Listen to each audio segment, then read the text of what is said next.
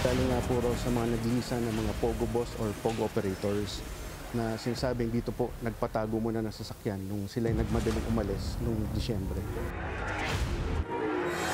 Sa Taguig naman ngayon, nasabat ang mga high-end vehicles matapos ang kaparehas na operasyon kamakailan sa Pasay at Makati. Konektado raw itong mga mamahaling sasakyan sa mga Pogo na tilay namamayagpag pa rin. Magandang gabi, ako po si Pinky Webb. Simulcast tayo sa DWAR, Abante Radyo at 94.7 Mellow BFM. Mapapanood din tayo sa Sky Cable Channel 33. Simulan na natin ang agenda. Pogo Hub na nasa harap lang daw ng PITX, sinalakay ng mga otoridad, higit 400 arestado. Halos 1 bilyong pisong halaga ng umano'y smuggled luxury cars, nasabat sa Taguig City naman. Ang may-ari, mga Pogo boss daw. Bagong DOTR Secretary Vince Dizon nanumpa na. Pagpapatupad ng cashless transactions sa mga expressway, agad niyang sinuspindi. 11 pulis na namatay sa mid-air collision sa Amerika, naiuwi na. Pagpupugay para sa kanya, bumuhos. Presyo ng gasolina sa susunod na linggo, nakaambang tumaas. Diesel, posible namang may rollback. At South Korean actor at singer So In-guk, itinalaga bilang Philippine Tourism Ambassador.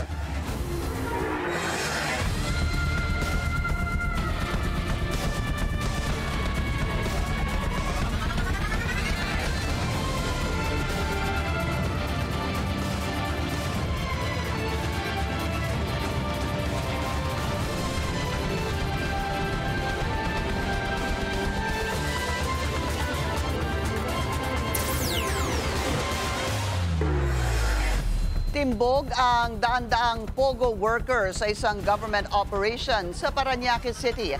Ang Pogo Hub na sinalakay, nasa harap lang daw ng PITX. Sangkot din daw ito sa sari-saring scam. Narito ang agenda report ni Nancy Carvajal. Habang karamihan sa mga Pogo na nalansag o nagkawatak-watak, itong Dying Leisure and Development Corporation, tuloy ang operation sa ATI Tower sa gitna pa mismo ng business center ng Parañaque City. Ilang palapag ang inookupahan ng naturang kumpanya.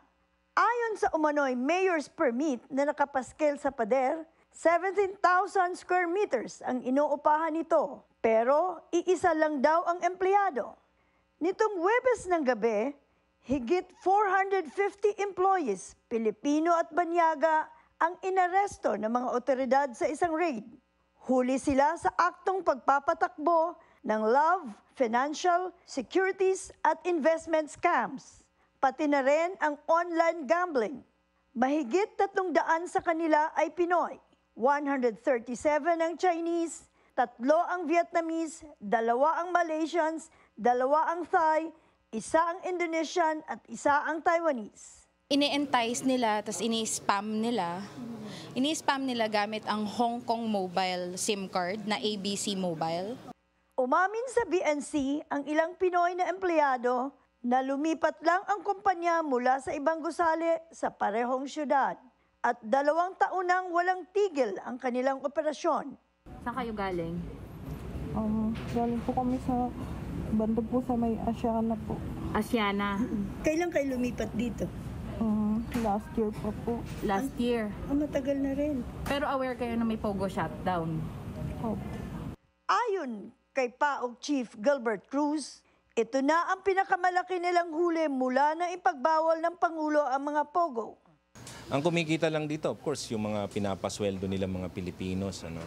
But hindi naman nila iniiwan dito o ginagamit dito yung kinikita nila. Dagdag pa ni Cruz, naniniwala silang ilan sa nalambat nila ay mga big boss ng Pogo. Iniimbestigahan din ng PAOK kung tunay ang mga LGU permit na nakitang nakapaskel sa mga pader, kasama na ang Fire Safety Inspection Certificate, Barangay Clearance at Inspection Report ng City Engineer. Para sa agenda, Nancy Carvajal, Billionario News Channel. Mga luxury vehicle na nagkakahalaga ng halos 1 bilyong piso na diskubre ng mga otoridad sa Taguig City. Ang may-ari ng mga sasakyan, mga Pogo Boss daw. Yan ang agenda report ni Sujin Kim. Tinatayang aabot sa 900 million pesos ang halaga ng mga pinaghihinalaang smuggled luxury cars ang nasabat ng Bureau of Customs sa Taguig City. Sa raid na isinagawa sa isang auto shop sa Barangay Ususan, nasamsam ang mahigit 40 sasakyan. May mga ultra high-end vehicles tulad ng McLaren at Rolls-Royce na nasa 40 to 70 million pesos bawat isa. Ang dating may-ari umano ng mga sasakyan, mga Pogo Boss. Galing nga po raw sa mga naglisa ng mga Pogo Boss or Pogo operators na sinasabing dito po nagpatago muna ng sasakyan nung sila'y nagmadaling umalis nung Disyembre. Ayon sa impormasyon ng DOC, 3,000 kada buwan ang bayad para itago ang mga sasakyan. Sa ngayon, isinasagawa ang final inventory ng mga nasabat na sasakyan kasama ang Philippine Coast Guard, Customs Examiners, CIIS at Enforcement and Security Services. Ang may-ari, umuupa at mga may kinalaman sa warehouse ay binigyan ng 15 days para magpresenta ng mga dokumentong nagpapatunay na tama at legal ang pagbabayad ng buwis at taripa para rito. Kapag mabigo, mahaharap sila sa kasong paglabag sa RA 10863 o Customs Modernization and Tariff Act. Mapo-forfeit to in favor of the government at pwede na ho itong ibenta ng ating gobyerno through public auction with the floor price. Yung floor price mag-safeguard naman sa public na mapapakita natin na hindi po pwedeng bilhin na lang basta-basta ang mga ito ng kung sino yung nag-smuggle, bibili niya ng mababa. Itinanggi naman ng panig ng Autovolt na ginagamit ang kanilang pasilidad bilang taguan ng mga smuggled luxury cars. Ayon sa kanilang pahayag, detailing at repair services lang ang kanilang binibigay. We would like to correct the statement of the BOC that we are hiding cars from Pogo. So all of cars here are not Pogo related, and Autovolt is would like to ensure that we are compliant with the laws. And of course, we know that Pogo related cars should not be here. So wala po talagang Pogo related. Pero wala pang 3 minuto, biglang bawi rin sila sa statement na siguradong hindi Pogo-related ang mga sasakyan. We are not absolute with our statement, sir. We believe with what Autovolt said, and we will just submit the proper documentation with the BOC po. We cannot be sure, ma'am. Yes. So we'll just submit the proper documents po. Dahil posibleng nasa ibang bansa na ang mga Pogo Boss na may-ari ng mga sasakyan, ang auto shop ang maaaring mapanagot sa batas kung hindi ito makapagpresenta ng mga dokumento. Kung wala naman po sila dito, kakasuhan pa rin po natin kung sino yung registered owner at kung sakaling babalik sila, at least magkakaroon pa rin po sila ng warrant of arrest po. Since sila ang may in possession ng mga smuggled vehicles, kulang mapapakitang dokumento, sila na po ang magiging liable and makakasuhan. Giit ng BOC, maaaring maabsuelto ang auto shop kung mapapatunayang wala itong kinalaman sa smuggling. Unang-una ho, para hindi ho sila maging liable or hindi sila makasuhan, kailangan mapakita ho nila any dokumento nagpapatunay na ang mga sasakyan na nandito ay either pinagawa, pinadetail, or pinaparada. May documents naman ho dapat sila maipakita, kaya ho nandito yung mga sasakyan na yan. Hindi naman po maaari na may pumasok lang ho dito at umalis na lang ho. Kaya kung any dokumento magpapatunay na since hindi po ang claim ho nila, hindi naman kanila yung mga sasakyan na ito, magpakita lang ho nila na any document magsasabing nandito po yan. Kaya ho nandito yan ay pinapagawa, pinapalinis, o pinapadetail, or pinapapark lang ho. Nasa 300 million pesos ang nalugi sa gobyerno kung mapapatunayang hindi nga nabayaran ang mga nararapat na duties and taxes para sa mga sasakyan. Nakatutok ang Bureau of Customs sa investigasyon ng 44 na luxury vehicles na natagpuan dito sa isang auto shop sa Taguig City. Habang hinahanap ang dokumento para sa ilang mga sasakyan, tiniyak ng Bureau of Customs na hindi sila titigil sa kanilang mga operasyon kontra smuggling ng mga high-end vehicles. Sa susunod na mga araw, maaari itong umabot sa rekomendasyon ng pag-seize at pag-auction sa mga sasakyan na hindi makapagpakita ng tamang pagbayad ng buwis. Para sa agenda, Sujin Kim, Billionaire News Channel. At makakausap po natin ngayon PAOK spokesperson Winston Casio. Mr. Casio, magandang gabi po sa inyo. Director, welcome back, sir. Magandang gabi, Pinky, at magandang gabi sa inyong mga tagapanood at tagapakinig. Director Casio, umpisahan na po natin itong report lang namin kanina mula kay Sujin Kim. Ito pong mga kotse na nakita dito sa Taguig City, 44 of them. What do you know about this? What can you share with us, sir? Well, it's a part of an ongoing case investigation by the Bureau of Customs. Pero at the very get-go, it's highly probable din po na itong mga sasakyan na ito ay maaaring iniiwan nga ng mga dating mga pogo bosses who hurriedly left the country. Masyadong marami ang that number of cars for a simple auto detailing. At kung matagal na nga nakaimbak ang mga yan dyan, all the more reason for the Bureau of Customs to investigate as well as the NBI and the PNP kung sino nga talaga may-ari ng mga ito. At kung detailing po yan, ibig sabihin po inaayos, hindi ho ba, yung mga sasakyan? Yes, ma'am. Nasaan po yung mga mag-aayos na sasakyan? Nakita ba doon sa loob ng Autovault?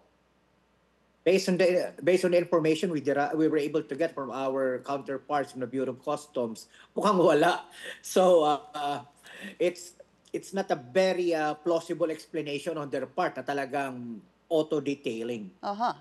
Meron ho bang nakabukas na yung kotse sa harap po para makita may gumagawa ng makina ng mga sasakyan? Kasi mukha pong showroom eh. Yes. Based on the information that we have obtained, talagang mukhang Autovault talaga. The very word is Autovault. Lalagyan, imbakan, taguan ng mga sasakyan. Okay. Kasi ang sinasabi po nung abogado kanina, doon sa report po, ay una sabi niya ay hindi po ito taguan at detailing nga daw po ito. Pero after siguro more questions from the media, medyo naging magulo na po yung storya. Ano ho ang siguro liability, number one, nung may-ari nitong Autovault, sir? Well, if the allegations are proven to be true by the Bureau of Customs, marami po silang kakaharaping kaso dito. Una, may kinalaman siyempre sa tamang pagbabayad ng buwis. They'll have to answer to charges in relation to the National Revenue Code. Then of course, kinakailangan tingnan din po natin if these are POGO-related, and if they are, then they should not have been placed there in the first place. They should have been returned to the Philippine government, di ba? At dapat, kung galing nga sa POGO, itong mga ito, dapat pinagbigay alam po nila ito. Kung hindi man sa PAOK, sa Bureau of Customs, NBI, DOJ at kung ano pa man. Obviously, wala pong ganoong nangyari. So, titinan natin kung meron pananagutan sila dito. Pero Director Casio, sabihin po natin POGO-related. Ano ho ba ibig sabihin kapag sinabi niyong POGO-related? When we talk of POGO-related, ito po ay mga dating sasakyan na ginagamit ng mga big bosses, managers, and the like.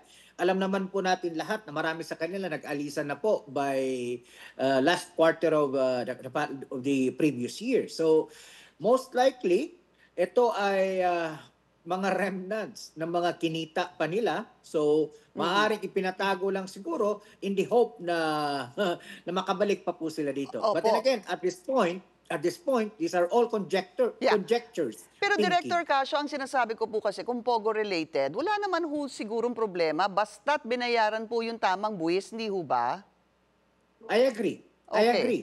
But then, a proper inventory and report should have been made to the government as well.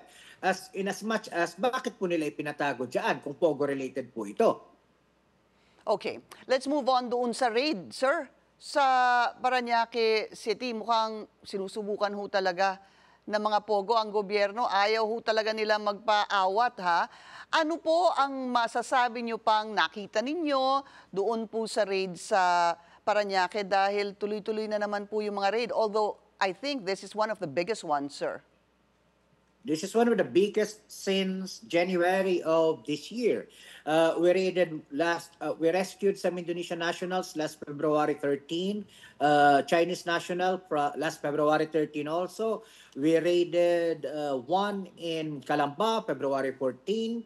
We raided another one at the Heritage Hotel, February 17, and this one last night, February Yung kagabi medyo nakakabahala, Pinky, sapagkat ang sabi ng mga Filipino, they never stop working in this Pogo. Meaning to say, this Pogo has been continuously operating for more than 2 years now. So, and it has been operating under the nose of everybody. So, obviously, some people will have to atone, will have to answer for this problem. Yun nga yung interesting point that you raised nung sinabi po nung isang Pilipino doon. Hindi ho ba ang sabi niya, nandun din sila sa kaparehong syudad, Parañaque, at lumipat lang daw sila ng building. Tama ho ba yung pagkarinig ko, sir? Yes, I heard that particular information also kagabi. Nakausap ko po sila. They were in Asiana, also in Parañaque, up until last year. Then, nung umiinit na yung raid ng PAOK dito sa iba't ibang lugar, dito sa southern part of Metro Manila, they Lumipat left sila. Asiana. Opo. Yes. At lumipat lang po sila sa ATI building. Tapat lang po ito ng PITX, Parañaque pa rin po. Opo. So, the question really, sir, is ano ho ba ang maaaring pananagutan ng LGU dito? Sabihin po natin, doon sa report, meron pong mga business permit, etc. Wala ho bang responsibilidad, ang tamang termino po, ang LGU natingnan po itong mga pinagbibigyan nila ng permit, siguro ba't sabihin po natin, these are legitimate permits, ano po, they are authentic, kumbaga? Yes, Pinky. Alam mo, wag naman po sana magbalat sibuya sa mga LGU. The national government needs to do motu proprio investigation of LGU offices, LGU units, kung saan sunod-sunod ang managiging raid. Siguro na napanood mo naman sa news itong mga nakarang mga araw, oras, yung di umano pagsama ng loob sa akin personal ng alkalde ng Pasay. It's nothing personal on our part. We need to do motu proprio investigation because the president was very clear in his pronouncement last year. Kahit sino sa gobyerno, kapag merong pananagutan, kriminal, or kakulangan ng kanilang pag-aksyon sa mga problemang ito, meron silang pananagutan administratively at the very least. So, they should not take it against us. We're only doing our job. So, kung maging authentic yung permits na nakita natin doon sa ATI building yesterday, once again, we have to do motu proprio investigation and investigate, if any, kung meron man criminal liability or administrative liability ang LGU ng Parañaque. They should not take it against us. We're only doing our job. Hindi ho ba dapat sila pa ang nakikipagtulungan sa inyo, sir? Yes, we've been asking for the help of the LGU last year, Pinky. Panahon pa po nung dating SILG, we've been writing letters, coordinating with the different LGUs. And ito rin po yung panawagan ni SILG Remulla ngayon, that this LGU should not be part of the problem, but rather be part of the solution. And solutions entail proactive actions, not reactionary. Opo. Coming out with statements that doesn't help solve the problem, but merely cause more fire than solutions to the issue. So dapat ho siguro yung mga tauhan ng mga local government officials natin, of course, nandiyan naman ang City Hall, meron po silang mga tao dyan, ay dapat siguro ay umikot na rin at tingnan at mag-inspect, hindi ho ba? Unless that is violative of the law. I agree. Alam mo, Pinky, yung local government code has given the LGUs a vast array of visitorial and regulatory powers, no? Alam mo, mali nga lang yung pagkakalagay ng fire exit, mali lang yung pagkakalagay ng pinto. Pwede na po nilang ipasis and desist, pa-hold muna, pasara yung isang establishmento. All the more reason for this. Maliwanag ang sabi ng Pangulo, bawal na po yung mga pogo. Pag marami kang nakikitang foreign national, katulad nito, 137 Chinese nationals in one building, hindi pa po ba red flag yan? Tapos may deklarasyon doon sa mayor's permit na yung Dying Leisure Corporation, iisa lamang yung deklaradong empleyado for a 7-floor complex. Para namang hindi ka panipaniwala yun. Opo, yun nga ho sana yung gusto kong tanungin sa yung susunod eh. Hindi ko po ata naintindihan yung sinabing one employee. Hindi ho ba?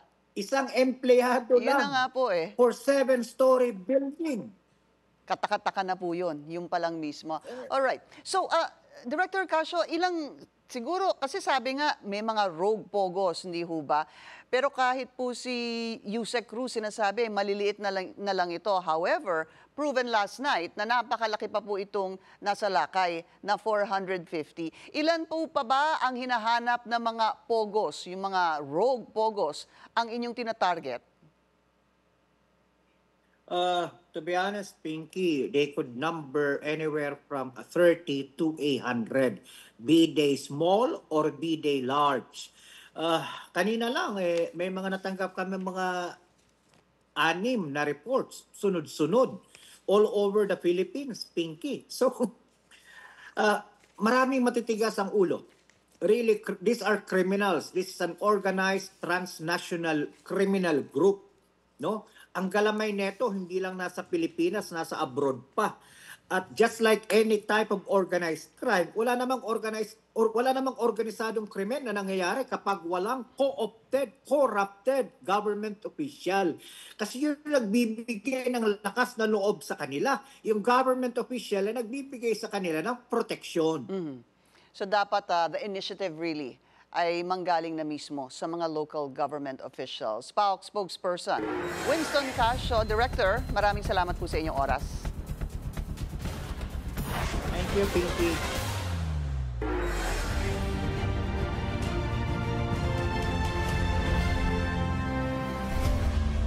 Ipagpapaliban muna ang Bangsamoro parliamentary elections ayon kay COMELEC Chairman George Garcia.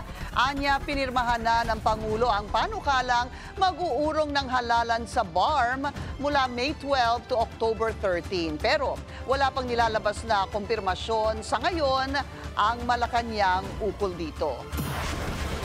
Bubuksan muli ng ilang super malls ang kanilang mga pinto para sa mga botante. Isang kasunduan ang nilagdaan ngayon ng COMELEC at SM Supermalls, Robinsons Land Corporation at Mega World Lifestyle Malls para sa mall voting sa midterm election sa Mayo.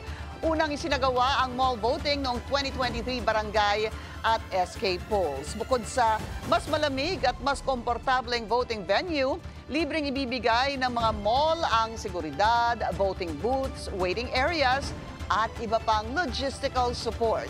Tutulong din ang mga ito sa information campaign. Higit 40 malls ang kasama sa programa.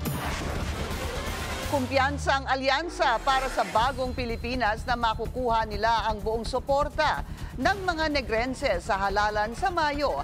Sa Negros Occidental nanuyo ngayon ang administration slate. Kahapon, nilibot nila ang Negros Oriental at sa kanyang speech ipinagmalaki ni PBBM ang mga pambato niya sa Senado. May proven track record na raw sila at alam nila ang mga problema ng bansa.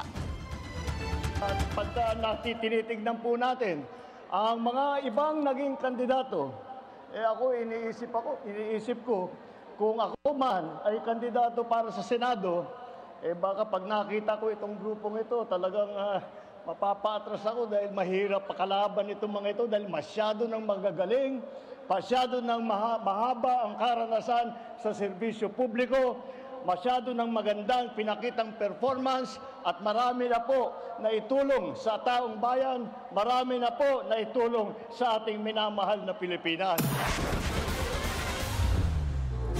Ilang church at civic group may bagong inisyatibo para sa paggunita sa EDSA People Power Anniversary. Susunod yan sa agenda.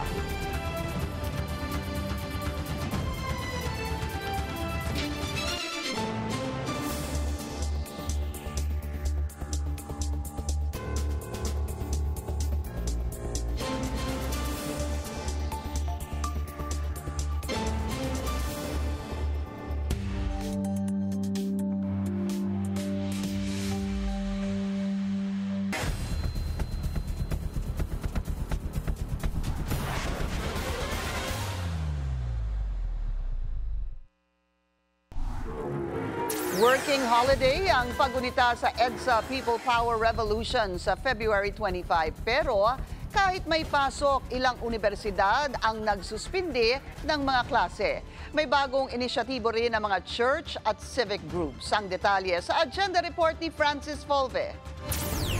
May pasok pero deklaradong Alternative Learning Day sa ilang universidad ang Martes, February 25, ika-39 na anibersaryo ng EDSA People Power Revolution. Kabilang ang Assumption College, San Lorenzo, Ateneo de Manila University, Far Eastern University, Miriam College at UP campuses, maliban sa UP Cebu na nagsuspindi na ng pasok para makibahagi sa mga aktibidad. Ganon din ang ilang kilalang Catholic universities gaya ng University of Santo Tomas, De La Salle University, Adamson University, La Consolacion College, Pobeda, UST Angelicum at Xavier School. Nagsanib puwersa naman ang ilang civil society at church groups na tinawag nilang Clergy and Citizens for Good Governance. Isinusulong nila ang ilang mga agenda para sa EDSA at 39. Hindi sila sang-ayon sa pagdeklara ng Malacanang na Special Working Day ang February 25. Parte raw ito ng tinatawag na revisionism ng Administrasyong Marcos. Kagaya rin ng pangarap ng mga sumali noong EDSA People Power 1, gusto natin ng mas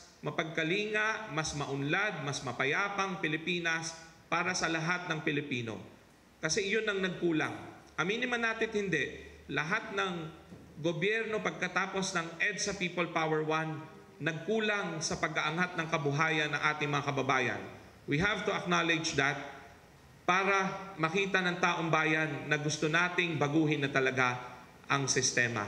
Masalimuot na proseso po yung pagkakaisa. At saka yung mga grupo na nagtitipon-tipon dito ngayon, baka hindi nagkakasundo sa ilang mga mahalagang bagay, kagaya po ng ating pagsusuri sa nakaraang mga administrasyon.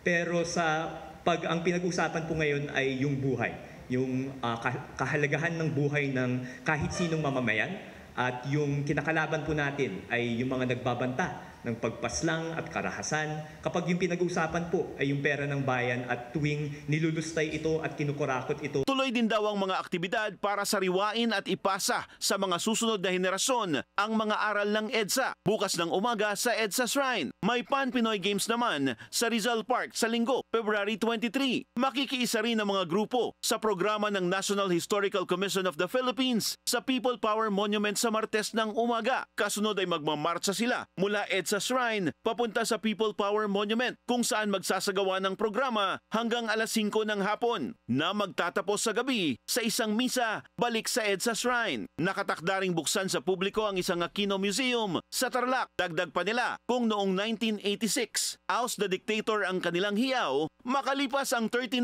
years ang sigaw nila ngayon. Singilin si PBBM, panagutin si dating Pangulong Duterte at litisin si BP Sara Duterte. Para sa agenda, Francis Volve, Billionario News Channel.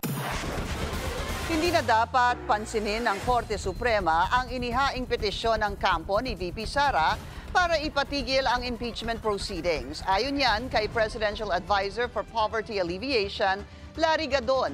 Anya, hindi pwedeng utusan ng Supreme Court ang Kongreso dahil sa separation of powers ng executive, legislative at judiciary. Kailangan din daw magpatawag na ng special session para mapanagot na ang pangalawang Pangulo. Kaya-kaya naman ang mga kasalanan ni VP Sara. Hindi na nga niya maharap yung Kongreso dahil hindi na niya kaya sagutin.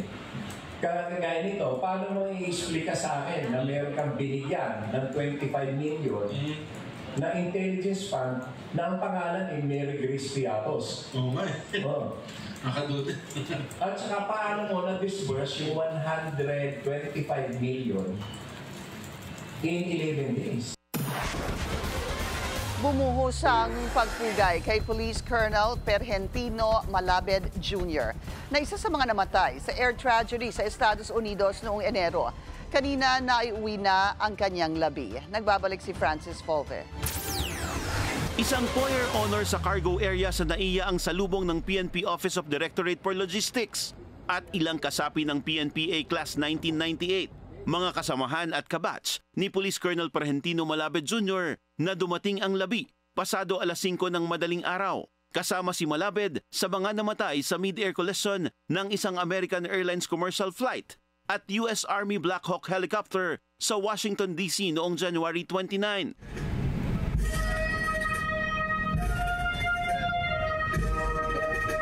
Bago magtanghali, dinala sa National Headquarters ng PNP sa Campo Crame ang labi ng koronel at binigyan naman ng arrival honors. Sinundan ito ng isang programa ng pagkilala at pagbibigay pugay sa yumaong opisyal. Ginawaran din siya ng medalya ng katapatan at katangi-tanging gawa. Nauna nang tiniyak ng PNP na matatanggap ng pamilya ni Malabed ang mga kaukulang benepisyo.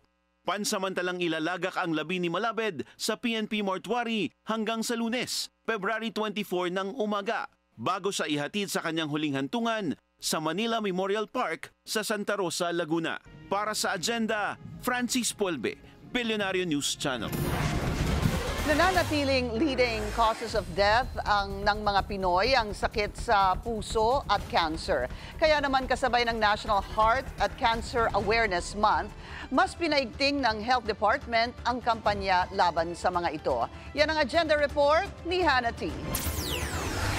Sa lagpas 5 taong pagme-maintenance ni Evangeline dahil sa high blood, unang beses lang daw niyang nakapunta sa isang event na may libreng medical services.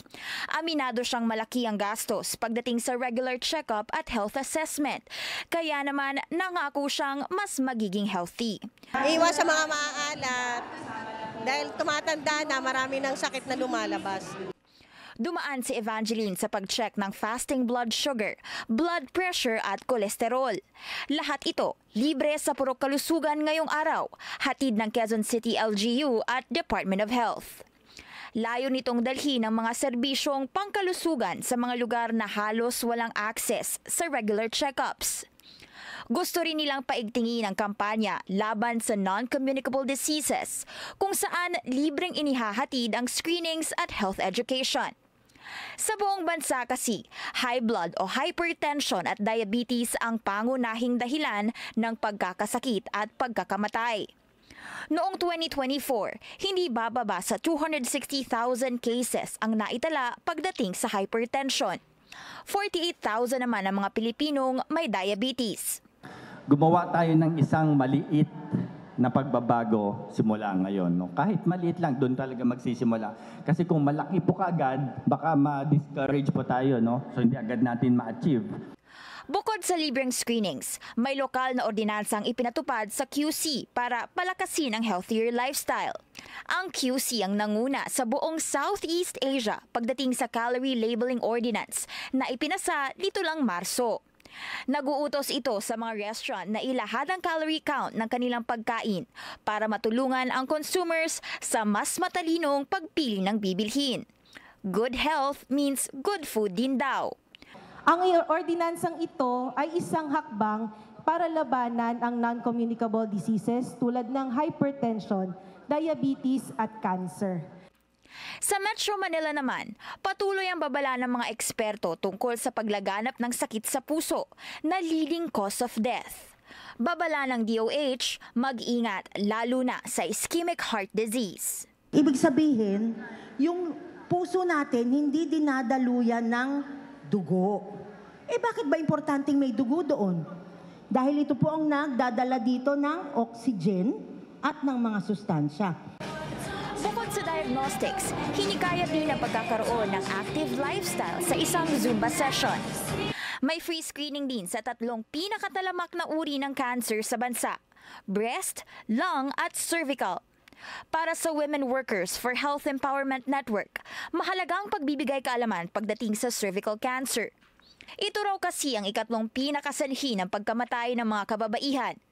Sa datos, halos 8,000 ang nagtatala taon-taon. Sa kabila nito, marami pa ring takot magpa-screening o walang sapat na access para dito. Dahil nga kulang pa ang access sa health and medical services, hindi pa talaga sanay ang lahat na may nakakausap na health professional, health educators, community workers. Target nilang maipaabot ang serbisyo hindi lang sa mga taga-QC, kundi sa iba pang sulok ng bansa. Sa huli, naniniwala ang health officials na ang tamang pagkain, ehersisyo at syempre ang disiplina ay susi sa mahaba at mas healthy na buhay. Para sa agenda, Hannah T, Billionario News Channel. Bahagyang bumubuti raw ang kondisyon ni Pope Francis. Nasa Gemelli Hospital sa Rome pa rin ang 88-year-old Pope dahil sa double pneumonia. Ayon sa Vatican, stable naman ang blood analysis ng Santo Papa at wala siyang lagnat. Patuloy pa rin ang pagdarasal ng mga Katoliko sa buong mundo para sa agarang paggaling ni Pope Francis. Nakagalingan, kalakasan ni Papa Pope Francis para po siya makapagpatuloy uli sa paglilingkod dun sa ating bansa. Lahat ng tao mahal siya. Kaya pinipray namin lahat na sana siya ay makarecover sa kanyang sakit, kung ano man yung karamdaman niya. Bibigyan siya ni Lord ng kalakasan. Yun lang pong lagi natin pinagdarasal na araw-araw. Mula po nung mabalitaan natin na yung kalagayan niya. So, everyday po yung ginagawa natin. Sinasama po natin siya sa aming panalangin. US President Donald Trump nagbabala ng bagong taripa. Sino naman kaya ang target? Susunod yan sa Agenda.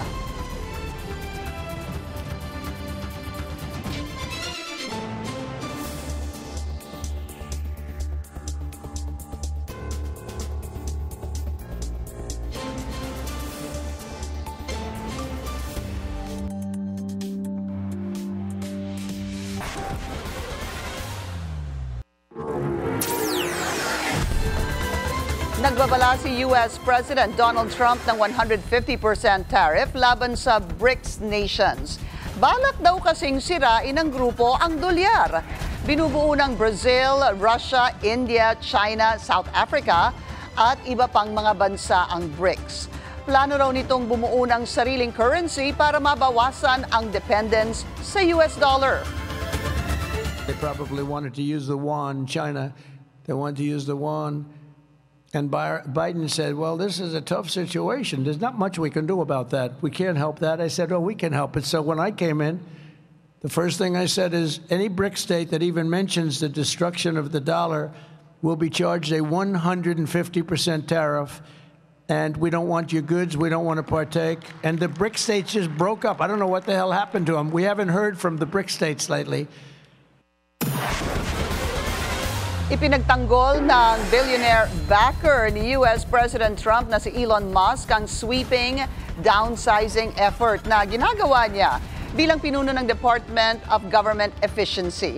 Ayon sa Tesla CEO, kailangan ito para maisalba mga programa tulad ng Medicare at Social Security.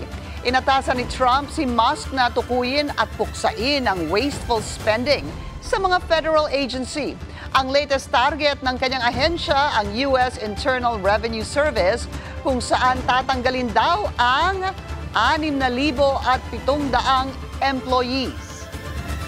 The country goes insolvent if all the money is just spent on paying interest on debt. There's no money left for anything. Yeah. So that's the reason I'm doing this, is because I was looking at the big picture here, and it's like, man, our debt's getting out of control. This waste is pretty much everywhere. People ask, like, how can you find waste in DC? I'm like, look, it's like being in a room, and this target, the wall, the roofs, and the floor are all targets. So it's like, you're gonna close your eyes and go shoot in any direction. you can't miss, you know? So it's pretty wild. Like you just push on things a little bit and you save billions of dollars. Like just a little bit, you know? It's wild. Sa Trump 2.0 pa rin, tinawag ng American President na isang radical left organization ang Associated Press. Bawal pa rin ang news agency sa Oval Office at Air Force One dahil ayaw nitong sumunod kay Trump na tawaging Gulf of America ang Gulf of Mexico. We're holding them out of any news conferences. Now I'm sure they'll get sued, and maybe they'll win. Doesn't matter. It's just something that we feel strongly about. No, I said we changed Mount McKinley. Nobody's fighting that. Google Maps has already changed. Almost everybody's already changed. It's called the Gulf of America. Ito po abiso sa mga motorista, asahan ng dagdag bawas sa presyo ng produktong petrolyo sa susunod na linggo. 40 to 70 centavos per liter ang posibleng dagdag sa gasolina. 10 to 20 centavos per liter naman ang maaaring ibaba sa diesel. Wala namang inaasahang paggalaw sa kerosene. Problema raw sa supply ng langis ang isa sa mga nakikitang dahilan ng DOE sa mixed adjustment. Nanumpa na bilang bagong Transportation Secretary si dating BCDA President at COVID testing czar Vince Dizon. At nilalatag na niya ang mga nakikita niyang solusyon sa mga problemang kinakaharap ng mga commuter at motorista. Narito ang agenda report ni Pierre Pastor. Susubukan daw ni newly appointed DOTR Secretary Vince Dizon na sakyan ang mga public transportation at daanan ang mga major thoroughfares sa Metro Manila para personal na maranasan ang paghihirap ng mga commuter. Kailangan makita natin para maintindihan natin mabuti at kung maintindihan natin mabuti at maranasan natin, then makakapagbigay tayo ng tamang solusyon. Maraming long-term solution ang napag-usapan nila ng Pangulo para resolbahin ang problema ng commuting public. Pero may ilang solusyon na maaari na raw gawin agad. Kabilang dito ay ang bus carousel efficiency. Naging magandang solusyon ang carousel sa dating problema ng pagsisiksika ng mga bus sa EDSA. Pero kailangan daw ng system of dispatch, kung saan dapat may oras na sinusunod ang mga bus sa kanilang pagdating at pag-alis. Pangalawa, ang MRT at LRT ay dapat nang magdagdag ng mga bagon para maisakay ang publiko lalo na tuwing rush hour. Ipapagawa na din daw kagad ang naantalang EDSA Greenways para sa mga taong gusto namang maglakad. Dati na raw itong may pondo mula sa ADB. Ang problema, walang sidewalk sa EDSA. O kung meron man, baka dalawa tayo, hindi tayo magkakasya eh. Di ba? At hindi safe. No? Delikado. Di ba? So may plano dyan ng ADB na elevated na greenway. No? Gusto kong balikan yan. At alamin kung bakit hindi pa nai-implement. Isa pang naisubukan ni Dizon ang Pasig River Ferry. Sigurado raw maraming sasakay dito. Nais daw isulong ni Pangulong Marcos ang high-capacity mass transit bilang isang sagot sa problema ng congestion sa daan. Kaya pinamamadali na niya ang pagtapos ng Metro Manila Subway at ang North to South Commuter Railway na mula sa Clark hanggang Calamba sa Laguna. Remember the President, alam niya kung ano ang isang efficient mass transit system. No? Nung nag-aaral siya abroad, alam niya. Kaya talagang naiintindihan niya kung bakit kailangan natin gawin itong ngayon. No? Hindi to pwedeng, kailangan to madaliin talaga. Ipinatigil din muna ni Dizon ang cashless transactions sa NLEX at SLEX na madalas ay nagiging sanhi rin ng pagkabuhol-buhol ng trapiko. Titignan daw muna ang sistema ng mga toll operator at kung paano ito gagawing mas efficient. Galing si Dizon sa private sector pero hindi anya niya matanggihan ang tawag ng paglilingkod sa bayan. Para sa agenda, Pierre Pastor, Billionaire News Channel. Positive ang outlook ng automotive industry sa bansa. Inaasahan kasi na kalahating milyong sasakyan ang maibebenta ngayong taon. Narito ang agenda report ng ating mobility correspondent, G. Baroga. Target ng Chamber of Automotive Manufacturers of the Philippines Inc. o CAMPI na makabenta ng kalahating milyon na sasakyan ngayong taon. Mas mataas yan ng 7% kumpara sa 467,252 na unit na nabenta noong 2024. Positibo si CAMPI President Romel Gutierrez sa galaw ng sektor, lalo na't maraming mga bagong modelo na pagpipilian ang mga mamimili. At nagsimula ng maganda ang taon. Tumaas ng 10% ang benta noong Enero kumpara sa parehong buwan noong 2024. Pinangunahan ng mga light truck at utility vehicle ang paglago, na tumaas ng 17% ang year-on-year sales, pero down 8% ang passenger car sales.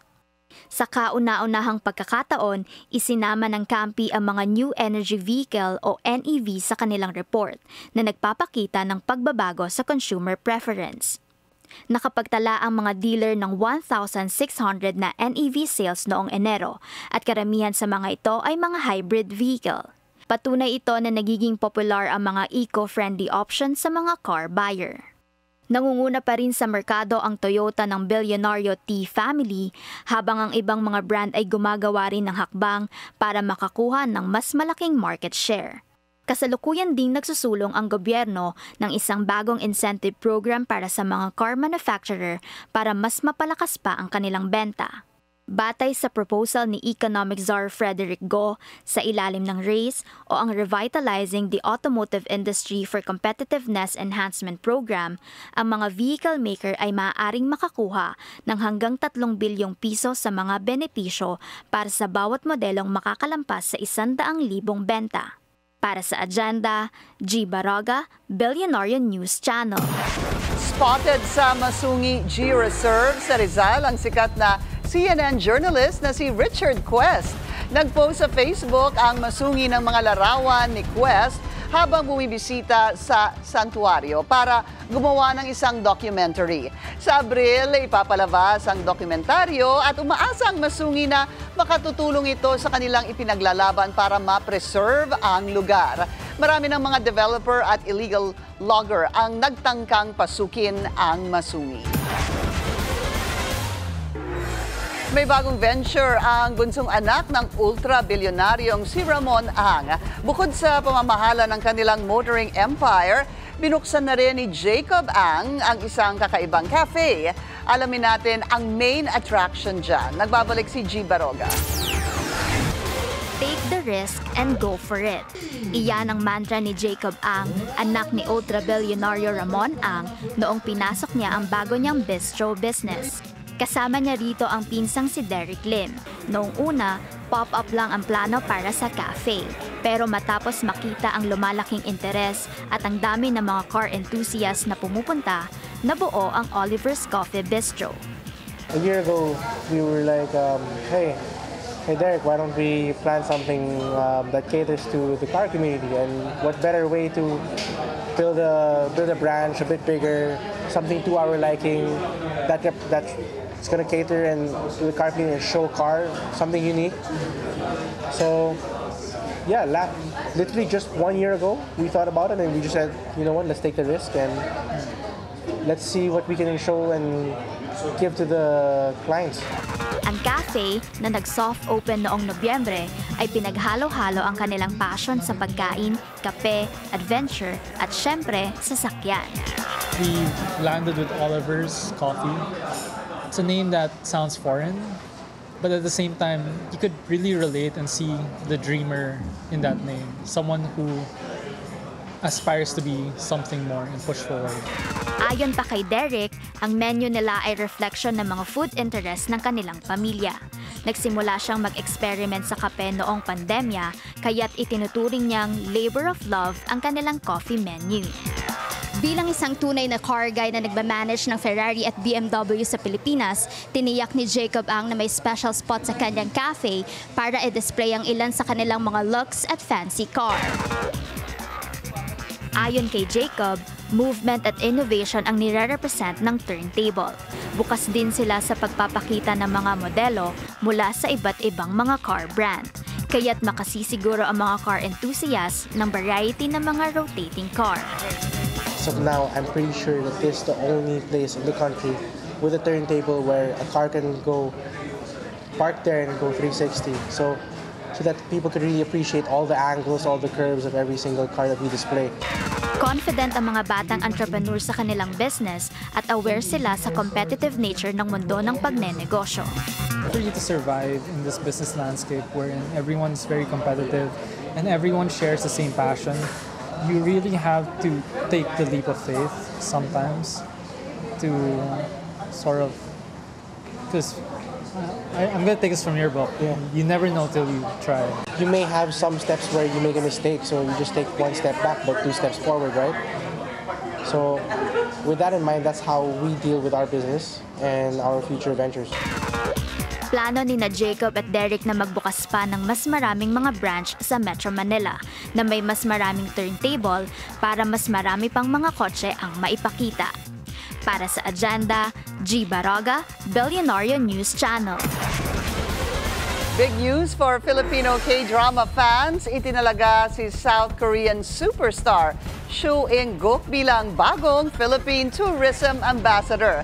Pumunta pa mismo si Soo sa Maynila para personal na tanggapin ang parangal mula kay DOT Secretary Cristina Frasco. Sa kanyang pagiging ambassador ng isang taon, iikutin ni Xu ang iba't ibang tourist spots sa bansa gaya ng Boracay at Cebu. Ayon kay Frasco, layo ng pagkaka-appoint kay Xu na mas maengganyo pa ang mga Koreano na bumisita sa Pilipinas. Noong nakaraang taon, South Korea ang nagdala ng pinakamaraming turista sa bansa. We will ensure that this partnership will allow us to invite our friends from South Korea to come to the country to focus as well on specific products that include our beaches, our dive sites, as well as our golf and all the other experiences that one can have in the country. Sumikat si Xu In-guk sa hit K-drama na Reply 1997 at bilang isa pang treat sa kanyang Pinoy fans, may pasample ang actor-singer ng fan favorite ng OST nito na All For You, pati na rin ang kantang Ikaw ni Yeng Constantino.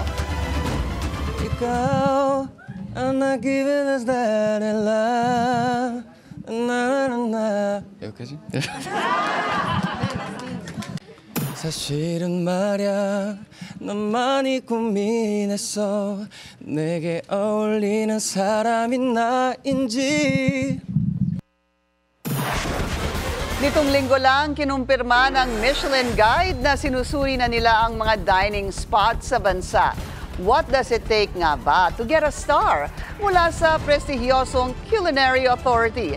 Alamin natin ang payo ng mga chef na nagtrabaho mismo sa mga Michelin-starred restaurant. Narito ang agenda report ni Marie Lozano.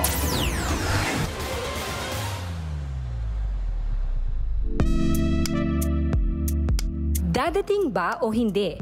Yan ang malaking tanong sa Philippine dining scene nitong mga nakaraang linggo patungkol sa pagdating ng Michelin Guide sa bansa. Ngayon, Michelin na mismo ang sumagot. Oo, pinasok na nila ang Pilipinas. Sa official post ng Michelin, sinabi nilang ang Filipino cuisine ang susunod sa center stage sa kanilang global culinary map. At ngayon, iniinspeksyonan ng kanilang mga experts ang mga dining spots sa Metro Manila, Cebu, Pampanga, Tagaytay at Cavite. Suportado naman ito ng Department of Tourism na sinasabing ang gastronomy o sining ng pagkain at pagluluto ay isa sa mga key elements ng national tourism priorities. May kutob na ang mga chefs noon pa sa pagbisita ng mga Michelin inspectors. Excited pero pressure din ang marami sa kanila. Sanay sa kalakaran ng isang Michelin restaurant si Chef Chele Gonzalez ng Gallery by Chele na nagtrabaho din sa mga 3-star Michelin restaurants. Isa siya sa mga pioneers ng Philippine dining scene. Kaya naman ayon sa kanya, it's about time. And I think this is the beginning of a revolution that started with Margarita Forest, a few years ago, to really say it's time, to show how beautiful things will happen here. Spent some of my career and training in Michelin star, several 3 Michelin star restaurants. I think this is an opportunity to be out of the saddle. Spanish-born si Chef Chele, pero naging misyon na niya ang pagpapakilala ng Filipino flavors sa global stage. At dahil nga isa sa key criteria para makakuha ng Michelin star ang quality of ingredients used, isa daw ito sa mga dapat pahalagahan. Ginagawa ito ni Chef Chele sa kanyang restaurant, gaya ng paggamit ng iba't ibang parte ng kakao mula sa Davao del Sur. At ngayon, ang bida ng kanyang bagong tasting menu, ang Tree of Life, Buko. Case we said, okay, how are we going to make a menu where the coconut can be very prominent? Isa sa mga standout dishes ay ang Crab XO, pero imbes na hipon o dried scallops, ang base ng dish na ito ay coconut. Gumagamit siya ng dried coconut para gayanin ang malalim at umaming lasa ng Chinese XO sauce. At syempre, hindi mawawala ang buko salad. Pero hindi ito ang pangkaraniwang sweet na panghimagas na kasanayan natin. Gawa ito sa fizzy fruits, frozen coconut at lime zest. May bagong texture at refreshing contrast. When we were explaining to me, the Tree of Life, how important it is for the Filipino culture, I even felt more in love of do this menu in the case of coconut, it's so complex and you can do so many things with them. Sa menu ng Tree of Life, hindi lang ipinapakita ni Chef Shelle ang mga pwedeng gawin sa buko. Ipinapakita rin niya na pwedeng gawing star ang pangkaraniwang Filipino ingredient sa fine dining dishes. I believe the good thing about Michelin is they really recognize when something tastes good, when it's so much work, when it's a good, restaurant who care about the wine list, about the beverage menu, about the service. And something that we will have the opportunity to show to the rest of the world, or one thing, or the opportunity that we have, to show the rest of the world is the beauty of Filipino hospitality through Michelin star. Sa 2026 pa ilalabas ang opisyal na listahan ng Michelin Guide sa Pilipinas. Pero kahit simula pa lang, kapansin-pansin na ang pagsigla ng dining scene sa bansa. Para sa Agenda, Marie Lozano, Billionaire News Channel. At yan po ang ating agenda ngayong gabi. Ako po si Pinky Webb. Sa bawat issue may anggulo at ang balita may agenda.